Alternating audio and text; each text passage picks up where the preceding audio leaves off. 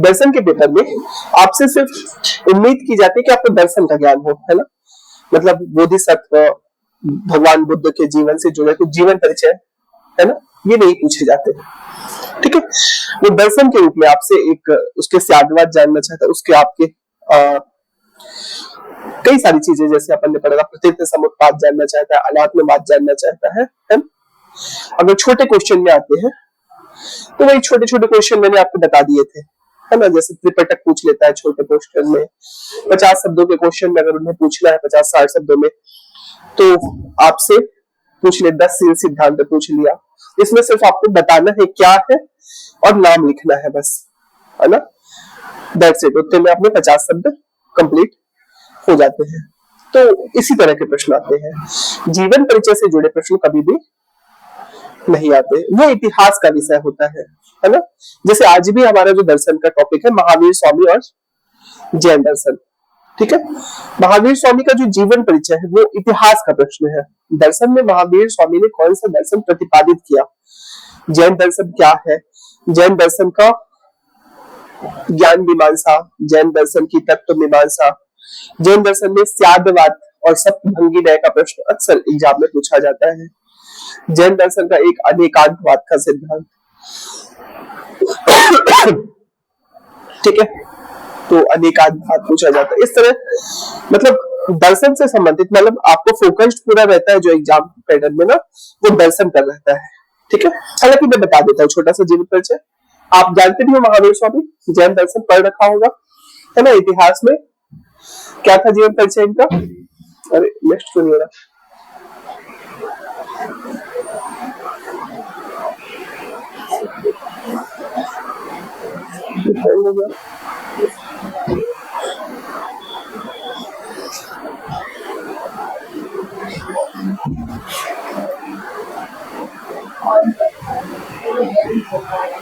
Hang होने लगता है ना।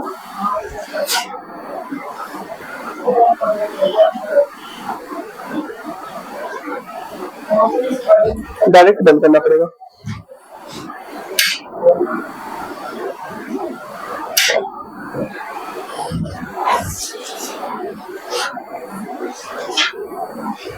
महावीर स्वामी के बारे में क्या जानते हो आप लोग बताओ। जन्म कहाँ हुआ था, 599 ईसा पूर्व कुंभग्राम में, वैशाली के निकट, है ना। माता का नाम सुशीला और पिता का नाम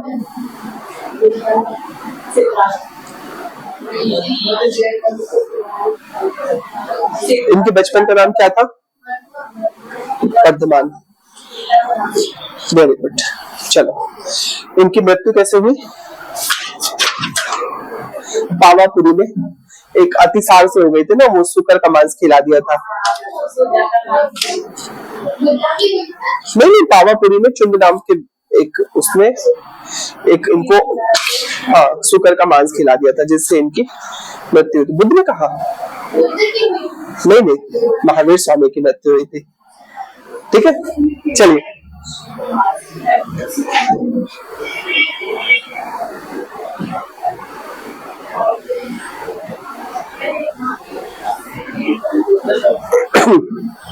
शॉर्ट में बता दे रहा हूँ जीवन परिचय। जीवन परिचय हालांकि बहुत इंपॉर्टेंट नहीं है, मैंने भी आज तक याद नहीं किया इसको, ठीक है, कभी पूछा नहीं जाता ये।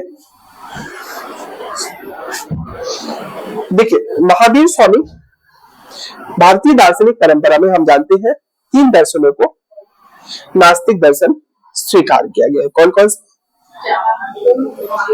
चारवाक, जैन और बौद्ध। क्यों स्वीकार किया गया है, क्योंकि इन्होंने वेदों को ज्ञान का प्रमाण नहीं माना, वेदों को सत्ता को स्वीकार नहीं किया, है ना। ईश्वर के आधार पर नहीं, वेदों की सत्ता को अस्वीकार करने के आधार पर भारतीय दार्शनिक परंपरा में 3 दर्शन है ना। उसमें पहला दर्शन तो चारवाक हमने देख लिया। चारवाक अपने आप में कोई दर्शन नहीं आता, तो लोकायत एक विषय है ना। दूसरा दर्शन बौद्ध दर्शन, जिसको हमने देखा, है ना, ये भी वेदों की सत्ता पे स्वीकार नहीं करते, एकमात्र सत्य को नहीं मानते। उसी प्रकार महावीर स्वामी और जैन दर्शन, यह भी वेदों को सत्य नहीं मानते, वेदों की एकमात्र सत्ता को स्वीकार नहीं करते। जन्म, छोटा सा जीवन परिचय, है ना, इसको लिख लेना कॉपी में, एक आध बार देख लेना बस कहीं पे, है ना। 599 ईसा पूर्व कुंभग्राम में प्रतीक था सिंह, मृत्यु हुई 527 ईसा पूर्व पावापुरी में। पिता का नाम सिद्धार्थ, माता का नाम कृष्णा, है ना। पत्नी का नाम था यशोदा और पुत्री हुई उसका नाम था प्रियदर्शनी। दामाद जामाली, इतिहास में पढ़ा होगा आपने, इनके पहले शिष्य बने थे, है ना। नरेश दधिवाहन की पुत्री चंपा जैन बिछड़ी बनने वाली पहली महिला थी। ये मतलब फैक्ट है कुछ। जंबी ग्राम में रिजु पालिका के किनारे एक साल वृक्ष के नीचे इनको ज्ञान की प्राप्ति हुई थी। जैन धर्म में ग्रंथों को निगम कहा जाता है। महावीर की मृत्यु लगभग 200 वर्ष पश्चात जैन धर्म दो भागों में बंटा था, जिसे क्या कहते हैं, दिगंबर और श्वेतांबर। दिगंबर श्वेतांबर को टिप्पणी अलग से मैं लिखा दूंगा, क्या होते हैं दिगंबर, क्या होते हैं श्वेतांबर, ठीक है। महावीर के उपदेशों की भाषा क्या थी, प्राकृत। अच्छा, उसकी क्या थी, बुद्ध की पाली, है ना। ये तो जानते ही हो आप लोग। जैन धर्म के अनुयायी कुछ शासक उदयन जैसे चंद्रगुप्त मौर्य बहुत कट्टर शासक था, इसलिए अपने प्राण जो त्यागे थे ना सलेखना या संथारा के द्वारा डाले गए थे। एक बार 2015 की पीएससी में संथारा पूछ लिया था उसने, हालांकि उस समय बड़ा टॉपिक था संथारा या सलेखना। सलेखना को ही संथारा कहते हैं, है ना। आज भी जैन साधु जो है अपने प्राण संथारा के द्वारा त्यागते हैं। तो एक 2015 में राजस्थान हाई कोर्ट ने एक डिसीजन दिया था कि संथारा जो है वो गैर कानूनी है, आत्महत्या है। संथारा में जैन साधु जो है जब मृत्यु के निकट होते हैं तो अन्न जल का त्याग कर देते हैं और समाधि लेकर स्वयं को बैठ जाते हैं, है ना, प्राण जाने तक। तो इस पद्धति को ही क्या कहा जाता है, संथारा। मतलब बचने का मतलब जिस दिन मन किया कि आज से हमें प्राण त्यागना है, वो प्राण त्याग देते हैं। तो प्राण त्यागना एक प्रकार का ऐच्छिक प्राण त्यागना। राजस्थान हाईकोर्ट में क्या कहलाया था इसको, इसको आत्महत्या की कैटेगरी में रखा था, है ना। तो फिर पूरे जैन आंदोलन हुए थे, पूरे देश भर में जैन है। सबरीमाला अलग है बच्चे, अच्छा संथारा शायद वो था। एक सबरीमाला था, एक राजस्थान का केस था, राजस्थान हाईकोर्ट का डिसीजन था ये। तो पूरे जैन आंदोलन हुआ था, लंबे चौड़े लेवल पे जैन धर्म का आंदोलन हुआ था, जैनों का आंदोलन हुआ था। और उसके बाद सुप्रीम कोर्ट में केस गया था, सुप्रीम कोर्ट ने अपने वर्डिक्ट को वापस लेना पड़ा था, ठीक है। कि संथारा एक प्रकार की आत्महत्या नहीं है, ये आत्मसंयम है ना। संथारा आप कोई बाहर से कोई वस्तु तो नहीं ले रहे हो ना, जहर खा रहे हो, फांसी लगा रहे हो ना, इस टाइप का तो कुछ नहीं कर रहे हो। अन्न जल करना या न करना ये आपकी ऐच्छिक होता है, आप नहीं करना चाहते भोजन नहीं कर रहे, है ना। कोई आप कुछ बाहर से जहर तो नहीं ले रहे। हालांकि इसको ना यूथेनेसिया कहा जाता है। यूथेनेसिया शब्द होता है जिसका अर्थ होता है इच्छा मृत्यु। दो प्रकार की यूथेनेसिया होती है ना। हम आगे संथारा या संलेखना पे चर्चा करेंगे। यहाँ पे क्यों चर्चा कर दिया मैं कि जो चंद्रगुप्त मौर्य है उस समय इसी तरह से प्राण त्यागे थे, इतना कट्टर जैन था। चला गया श्रावण बेलगोला, अच्छी खासी आयु था, हेल्दी था, और अपने आप को जाके गड्ढे के नीचे दबा दिया। हाँ हाँ, भूख प्यास से ना, मतलब एक प्रकार से गड्ढे के नीचे उसने समाधि ली, पैक नहीं किया ऐसे, एक गड्ढा खुदवाया और उसके नीचे जाके बैठ गया उसने। जबकि राजा था, उसके लिए क्या भूख है क्या प्यास, इतना भोजन अपने लिए 4 रोटी इकट्ठा नहीं कर सकता क्या, है ना। तो उसने संलेखना से प्राण त्यागे थे, श्रावण बेलगोला में, कर्नाटक के, है ना, ज्यादा सुना होगा, जैन तीर्थ है। तो संथारा, अच्छा मैं बता रहा था यूथेनेसिया। यूथेनेसिया दो प्रकार का होता है। यूथेनेसिया होता है इच्छा मृत्यु। संथारा को राजस्थान हाई कोर्ट ने यूथेनेसिया माना था, इच्छा मृत्यु। इच्छा मृत्यु दो प्रकार की होती है, एक होती है पैसिव यूथेनेसिया, एक एक्टिव यूथेनेसिया। एक केस सुना होगा आपने, एक रेप पीड़िता थी, असम का, भी एग्जैक्ट नाम नहीं याद आ रहा। लगभग वो रेप के पश्चात 40 साल वेंटिलेटर पे थी। हाँ हाँ हाँ, सबाना वाला, सबाना नहीं था, एग्जैक्ट नाम नहीं याद आ रहा। 40 साल वेंटिलेटर पे थी, है ना।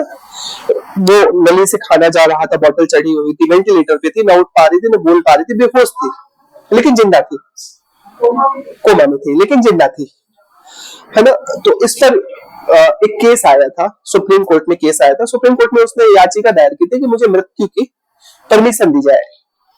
तो इस समय अपनी बड़ी चर्चा हुई थी कि इसको मृत्यु की परमिशन मतलब क्या, यूथेनेसिया आत्महत्या की परमिशन दी जाए।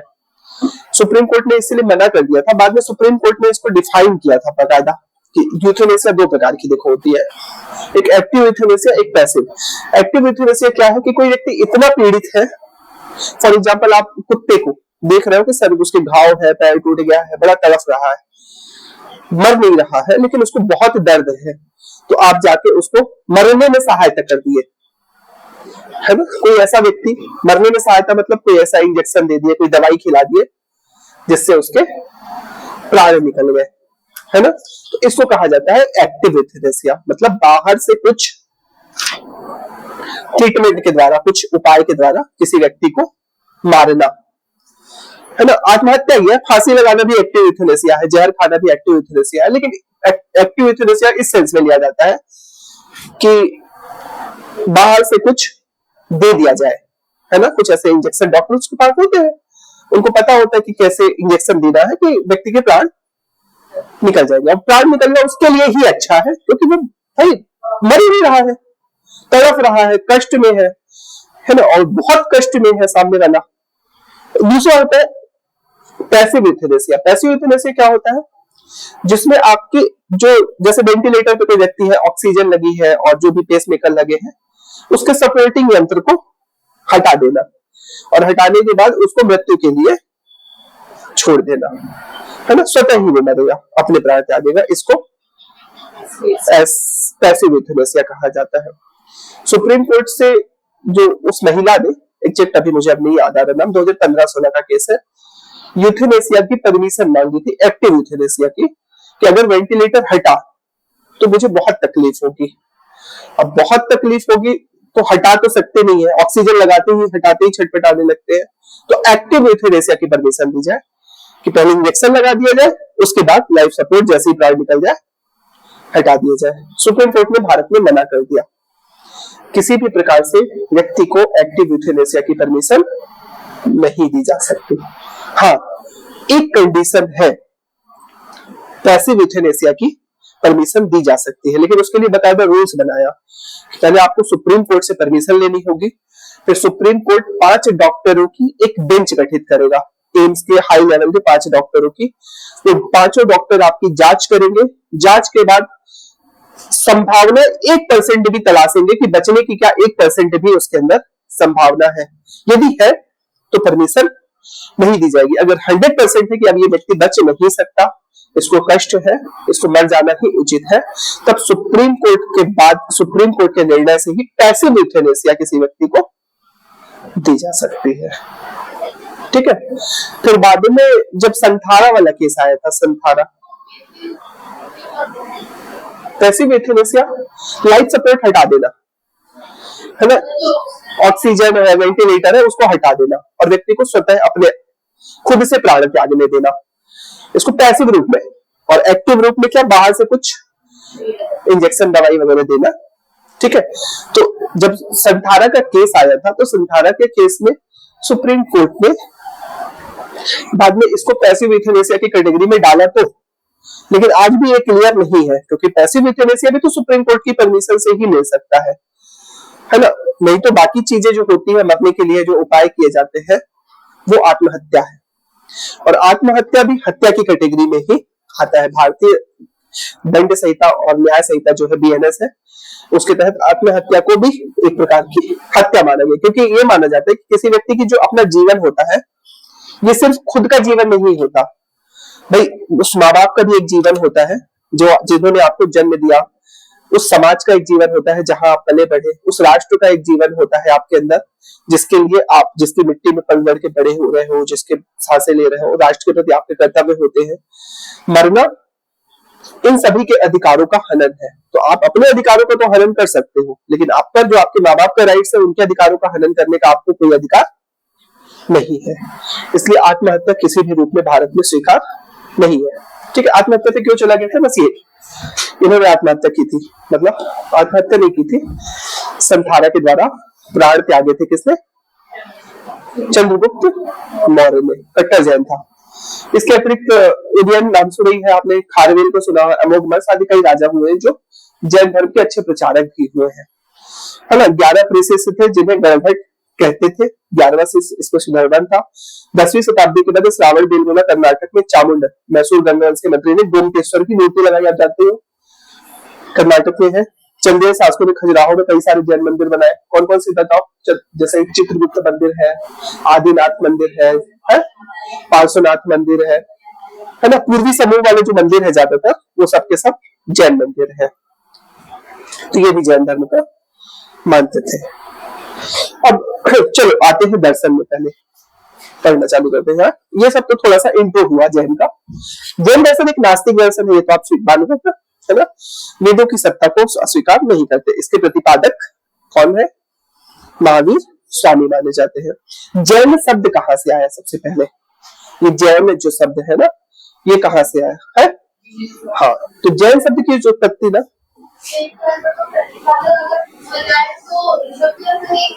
नहीं महावीर स्वामी, ऋषभ तीर्थंकर थे, प्रतिपादक जो धर्म के थे, है ना, प्रथम तीर्थंकर थे वो, प्रतिपादक जो थे वो स्वामी थे।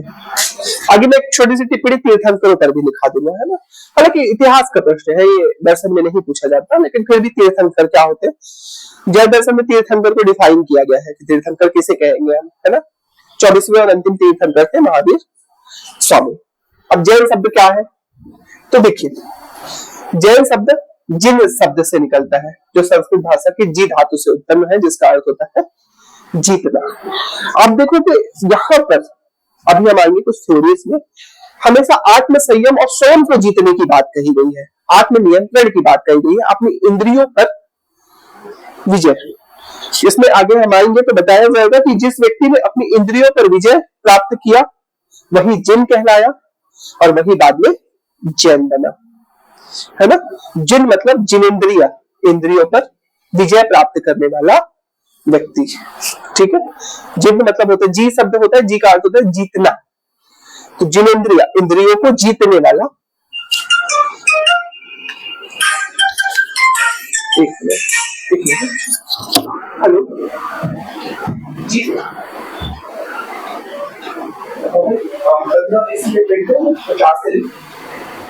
जी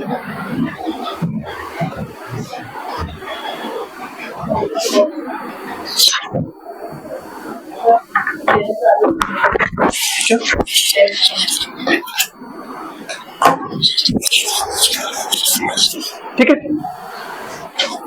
जी का अर्थ है जीतना, है ना। जीन के अनुयायी ही जैन कहलाते हैं। जैन मत के अनुयायी अपने धर्म के प्रचारकों को तीर्थंकर या मोक्ष धर्म के संस्थापक माने जाते हैं। जैन धर्म में हम जानते हैं 24 तीर्थंकर हुए, प्रथम तीर्थंकर थे, है ना। तो जैन शब्द का अर्थ क्या हुआ?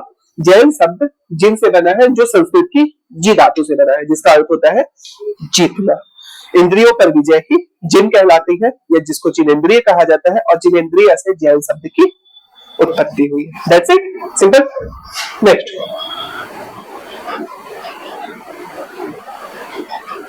अब जैन दर्शन में कौन कौन से सिद्धांत हमें पढ़ना है? जैन दर्शन में वैसे थ्योरी तो देखा जाए ना, बौद्ध दर्शन से लगभग 4 गुना ज्यादा सिद्धांत है, लेकिन कुछ सिलेक्टिव आपको पढ़ाऊंगा, क्योंकि हमारा सिलेबस जो है ना प्रॉपर फिलॉसफी नहीं है, एथिक्स का टॉपिक है।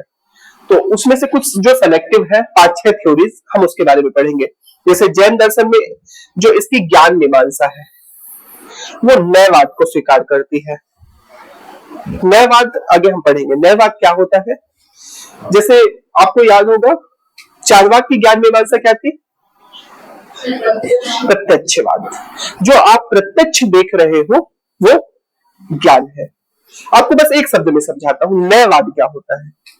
जो आप देख रहे हो ज्ञान है नहीं, ज्ञान वो है जो आप नहीं देख पा रहे। समझ में आ रही बात? चारवाक क्या बोलता है? जो देख रहे हो वो ज्ञान है। महावीर स्वामी कह रहे हैं जो आप देख नहीं पा रहे हो वो ज्ञान है। सिर्फ जिसको आप देख पा रहे हो वो ज्ञान नया, हमेशा ज्ञान नया होता है जो आप प्राप्त कर रहे हो, नवीन ज्ञान की प्राप्ति। समझ में आ गई एक लाइन में बात? तो जैन दर्शन की ज्ञान मीमांसा क्या है? नयवाद। नयवाद अर्थात नवीन ज्ञान। आगे हम डिफाइन करेंगे ज्ञान मीमांसा को। समझ में आ गई एक लाइन में बस? जो नहीं देख पा रहे हो वही ज्ञान है। तत्व मीमांसा क्या है? चारवाक की तत्व मीमांसा क्या थी? भौतिकवाद, है ना। इसकी तत्व मीमांसा है अनेकांतवाद। नयवाद से ही अनेकांतवाद की सिद्धि होती है। जैसे फॉर एग्जाम्पल ये पेन, इसका रंग क्या है? काला। एक शब्द है, क्या मैं इसको बोलूं कि ये पेन लाल नहीं है? सही है शब्द। क्या ये पेन सफेद नहीं है? ये भी सही है। या किसी भी अन्य रंग के आधार पर बोलो। महावीर स्वामी कहते हैं कि आपके दृष्टिकोण से ये काला है, मेरे दृष्टिकोण से ये लाल नहीं है, मैं काला रंग को जानते नहीं हूं।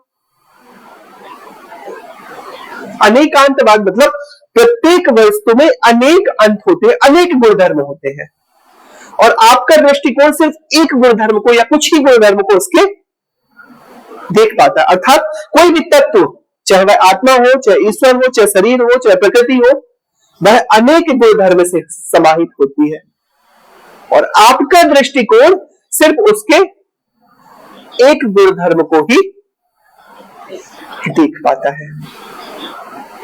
क्लियर? सिंपल। तीसरा, परामर्श मीमांसा, एक अलग से है, नीति मीमांसा से अलग। परामर्श मीमांसा सलाह क्या देते हैं महावीर स्वामी हर व्यक्ति को? क्या परामर्श देते हैं? स्यादवाद। ये जो एग्जाम में पूछा जाता है।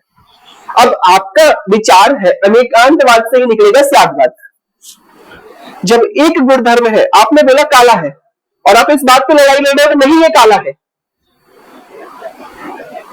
आप कहते तो शायद ही काला है, आपके गुणधर्म से ना ये काला है।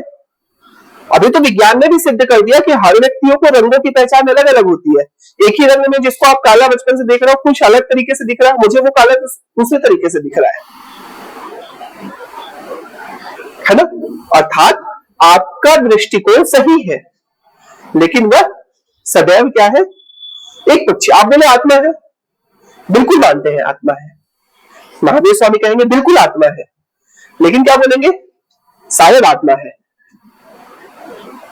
शायद मोक्ष भी होता है, शायद ईश्वर भी है, शायद ये जगत भी है, शायद ये संसार भी है, शायद मैं दुखी भी हूं, शायद मैं सुखी भी हूं। समझ में आ गई बात? स्यादवाद यही है, परामर्श देते हैं। और लास्ट, इसकी नीति मीमांसा क्या है?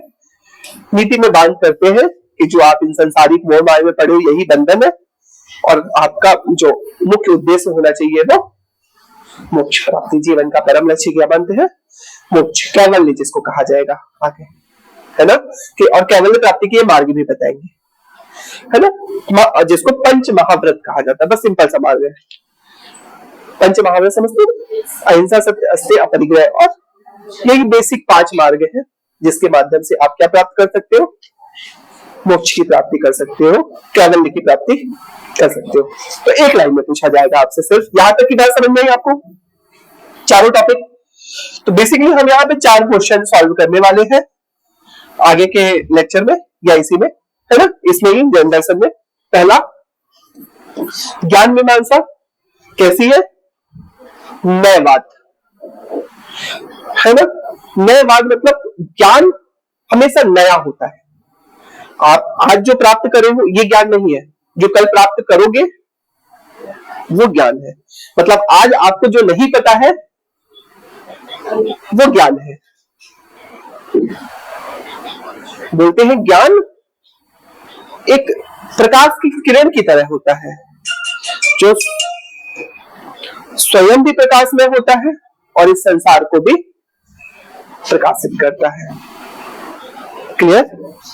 ज्ञान होता है एक प्रकाश पुंज की तरह होता है, जो स्वयं भी प्रकाशित होता है और संसार को भी प्रकाशित करता है। क्लियर? अब आते हैं हम इसकी सबसे पहला क्वेश्चन, फिर इसमें टिप्पणियां मैंने लास्ट में लिख दी है इस वाले टॉपिक में। ज्ञान मीमांसा आज मैं थोड़ा सा जल्दी छोड़ दूं क्या?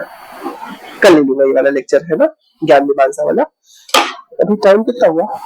अभी रुक जाओ, 10 मिनट और पढ़ लेते हैं। अभी तो देसी है ज्ञान मीमांसा, समझ में? अब देखो, ज्ञान मीमांसा आपको पहली लेक्चर याद है जिसमें मैंने आपको बताया था ज्ञान मीमांसा। ज्ञान मीमांसा क्या होता है?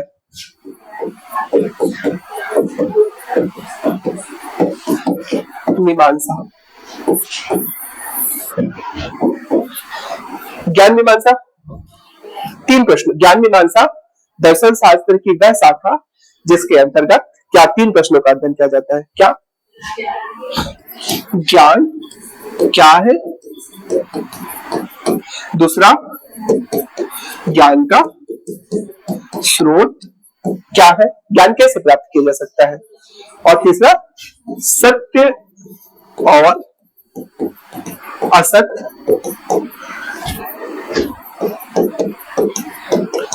ज्ञान में भेद, सत्य और असत्य ज्ञान में भेद। 3 प्रश्न सॉल्व किए जाते हैं। ज्ञान क्या है, ज्ञान के स्रोत क्या है, और सत्य और असत्य ज्ञान में भेद करना, यही है ज्ञान मीमांसा। सिंपल। अब महावीर स्वामी में आते हैं। जैन दर्शन की ज्ञान मीमांसा न्यायवाद पर आधारित है। पहली लाइन क्या होती है? जैन दर्शन की ज्ञान मीमांसा किस पर आधारित है? न्यायवाद पर आधारित है। पहला प्रश्न, ज्ञान क्या है? महावीर स्वामी कहते हैं ज्ञान एक प्रकाश पुंज की तरह है। ज्ञान क्या है? एक प्रकाश पुंज की तरह है, जो स्वयं प्रकाश पुंज में प्रकाश की किरण की क्या विशेषता होती है? खुद भी प्रकाशित होती है और संसार को भी प्रकाशित करती है। और भारतीय दर्शन खासतौर पर न्याय वैशेषिक में यह कहा गया है कि ज्ञान स्वयं प्रकाश में नहीं होता। भारतीय दर्शनों में जैसे फॉर एग्जाम्पल वेद क्या है, गीता क्या है? गीता की ज्ञान मीमांसा क्या कहती है? एक सामान्यतः ये पुस्तक, एक व्यवहारिक उत्तर समझना, ये पुस्तक है, ये पुस्तक आपके जीवन में प्रकाश ला रही है, लेकिन क्या ये पुस्तक स्वयं प्रकाशित है? स्वयं प्रकाशित है? इस पुस्तक को स्वयं कोई फायदा हो रहा है इससे? नहीं। महावीर स्वामी कहते नहीं, ऐसा नहीं है। ज्ञान एक प्रकाश किरण है। ज्ञान क्या है? एक प्रकाश किरण है जो स्वयं प्रकाशित होती है और संसार को भी प्रकाशित करती है। आगे समझते चलना, बहुत अच्छे से समझ में आ जाएगा, कुछ नहीं है इसमें। ठीक है, आगे मैं बताता हूं इसमें, है ना। ज्ञान 2 प्रकार का होता है। महावीर स्वामी के अनुसार ज्ञान क्या होता है? 2 प्रकार का होता है। एक होता है प्रत्यक्ष ज्ञान और एक परोक्ष ज्ञान। सिंपल से समझो, इंद्रियों से जो ज्ञान प्राप्त होता है वो प्रत्यक्ष ज्ञान है, अर्थात प्रत्यक्ष को भी स्वीकार करते हैं ये। अभी हम आएंगे एक दृष्टिकोण में बोलेंगे फिर, अर्थात ये प्रत्यक्ष ज्ञान को भी स्वीकार करते हैं। और परोक्ष ज्ञान जो प्रकाश से द्वारा जाना जाता है, ज्ञान के द्वारा जाना जाता है, वह क्या होता है? परोक्ष ज्ञान, है ना। अच्छा, प्रत्यक्ष भी 2 प्रकार के होते हैं। एक होते हैं पारमार्थिक प्रत्यक्ष और एक होते हैं व्यवहारिक प्रत्यक्ष या समव्यवहारिक प्रत्यक्ष, है ना। आगे हम डिफाइन करेंगे इस चीज को। प्रत्यक्ष भी कितने प्रकार के होते हैं?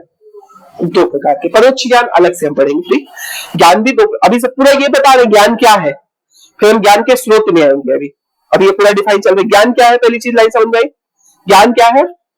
ज्ञान एक प्रकाश पुंज की तरह है जो स्वयं प्रकाशित होता है और संसार को भी प्रकाशित करता है। ज्ञान 2 प्रकार का होता है, एक होता है प्रत्यक्ष ज्ञान और दूसरा परोक्ष ज्ञान। अरे ये अभी शॉर्ट फॉर्म में बता दिया, फिर अभी डिफाइन करते हैं इसको। प्रत्यक्ष ज्ञान भी 2 प्रकार का होता है, एक होता है परमार्थिक प्रत्यक्ष और एक व्यवहारिक प्रत्यक्ष। परमार्थिक प्रत्यक्ष 3 प्रकार का होता है, अवधि, मनय पर्याय और कैवल्य। व्यवहारिक प्रत्यक्ष एक मति और एक श्रुति। ठीक है, अब डिफाइन करते हैं। जिस प्रकार प्रकाश अन्य पदार्थों को प्रकाशित करता है, उस प्रकार ज्ञान भी अन्य पदार्थों को स्वयं परिभाषित जैन दर्शन की, अरे यार क्या लिखा है, जिस प्रकार प्रकाश अन्य पदार्थों को प्रकाशित करता है, उसी प्रकार ज्ञान अन्य पदार्थों को प्रकाशित करता है और अपने को भी, मतलब स्वयं को भी प्रकाशित करता है। इसकी जो दर्शन है वो न्याय वैशेषिक के विरोध में जाती है, जहां पे न्याय वैशेषिक सिर्फ ये कहते हैं कि ज्ञान जो है ना वो सिर्फ संसार को प्रकाशित करता है, स्वयं का ज्ञान का कोई प्रकाश नहीं होता। ठीक है, अब ज्ञान, पहला ज्ञान होता है प्रत्यक्ष ज्ञान। 2 प्रकार के होते हैं, प्रत्यक्ष ज्ञान और परोक्ष ज्ञान, है ना। प्रत्यक्ष ज्ञान में पहला ज्ञान है अवधि ज्ञान। अवधि ज्ञान क्या है? मन व इंद्रियों की सहायता के बिना आत्मशक्ति के अमुक नियत मर्यादा सीमा के मूर्त पदार्थों की जानकारी देने वाला ज्ञान, इसको हम दिव्य ज्ञान कहते हैं। फिर से रिपीट करूं, मन और इंद्रियों को साइड हटाकर, साइड में कर दो मन को भी और इंद्रियों को। जब समाधि की अवस्था में बैठते हो तो जो आपको ज्ञान प्राप्त होता है, विशेष प्रकार का ज्ञान, उस ज्ञान को क्या कहते हैं? अवधि ज्ञान। दूसरा मनः पर्याय ज्ञान। अभी हम आंसर फॉर्म में आपको समझा देंगे इसको, है ना। मनः पर्याय ज्ञान का अन्य व्यक्तियों के मन मस्तिष्क का ज्ञान, मनः पर्याय ज्ञान। तीसरा कैवल्य ज्ञान। कैवल्य ज्ञान क्या है? इसको पूर्ण ज्ञान, निग्रंथ और जनेंद्रियों से प्राप्त होने वाला ज्ञान, एकदम शुद्ध, संपूर्ण तथा अनंत ज्ञान जिस पर कोई आवरण नहीं होता, मन व इंद्रियों की सहायता के बिना तीनों लोक के तमाम मूर्त अमूर्त पदार्थों एवं मनोभावों को दिखाने वाला ज्ञान। मति ज्ञान, मन व इंद्रियों की सहायता से आने वाला ज्ञान, ठीक है। श्रुति ज्ञान, अभी हम सब डिफाइन करेंगे इसको ना, डोंट वरी, चिंता मत करना। श्रुति ज्ञान क्या है? सुनकर जो आपको ज्ञान प्राप्त होता है। और नए ज्ञान क्या है? ज्ञान मीमांसा का एक महत्वपूर्ण पक्ष, उसका नए सिद्धांत, मतलब जो नवीन ज्ञान जो आपको प्राप्त नहीं हुआ है वो कहलाता है नए ज्ञान। अब डिफाइन करते हैं आपको, देखिए सिंपल। जैन दर्शन की ज्ञान मीमांसा न्यायवाद के सिद्धांत पर आधारित है। महावीर स्वामी जैन दर्शन में ज्ञान को परिभाषित करते हुए कहते हैं कि ज्ञान दो प्रकार का होता है ना। एक होता है प्रत्यक्ष ज्ञान और दूसरा ज्ञान, ठीक है। प्रत्यक्ष ज्ञान क्या है? जो प्रत्यक्ष अनुभूतियों से हमें ज्ञान प्राप्त होता है उसको प्रत्यक्ष ज्ञान कहते हैं, ठीक है। और परोक्ष ज्ञान जो प्रत्यक्ष अनुभूतियों को हटाकर, मन व इंद्रियों से हटाकर जो हमें ज्ञान प्राप्त होता है उसको क्या कहते हैं? परोक्ष ज्ञान कहते हैं। यहां तक की बात समझ में आई?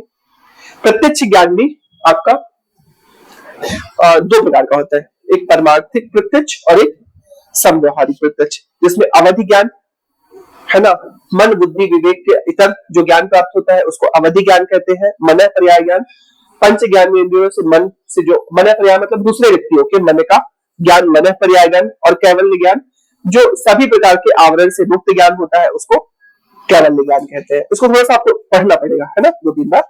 फिर उसके बाद मति ज्ञान और श्रुति ज्ञान। श्रुति मतलब श्रवण से जो ज्ञान प्राप्त होता है, और मति मतलब बुद्धि से जो आप सोचकर जो ज्ञान बनाते हो, कोई आवरण बनाते हो। जैसे सोने का पहाड़ आपने बनाया, सोने का पहाड़ क्या है? एक प्रकार का मति ज्ञान, ठीक है। श्रुति ज्ञान जो आपको सुनकर जो ज्ञान प्राप्त हुआ। क्लियर? अब आगे इसको डिफाइन करते हुए महावीर स्वामी ज्ञान, सभी प्रकार के ज्ञानों को परिभाषित कर दिया उन्होंने। अब बताते हैं इसमें वास्तविक ज्ञान कौन है। जैन दर्शन के अनुसार परोक्ष ज्ञान ही वास्तविक ज्ञान है। परोक्ष ज्ञान ही जो है वास्तविक ज्ञान है। मन बुद्धि और इंद्रिय से परे जो ज्ञान होता है वह वास्तविक ज्ञान होता है, परोक्ष ज्ञान होता है, वही सत्य ज्ञान होता है। अब प्राप्ति के मार्ग को बताते हुए इन्होंने, महावीर स्वामी ने पंच महाव्रत की संकल्पना को दिया, है ना, जिसके अनुसार पंच महाव्रत के द्वारा व्यक्ति इहलौकिक और पारलौकिक जीवन में सुखों की, मोक्ष की प्राप्ति कर सकता है और मतलब केवल ज्ञान की या विशेष ज्ञान की प्राप्ति की जा सकती है। थोड़ा सा समझ में आया? नहीं आया ना? इसको फिर से डिफाइन कर दूंगा एक बार और, है ना। चलिए आज की क्लास अब यहीं पे कंप्लीट करते हैं। कल इसको जैन दर्शन कल एक ही दिन में पूरा हो जाएगा।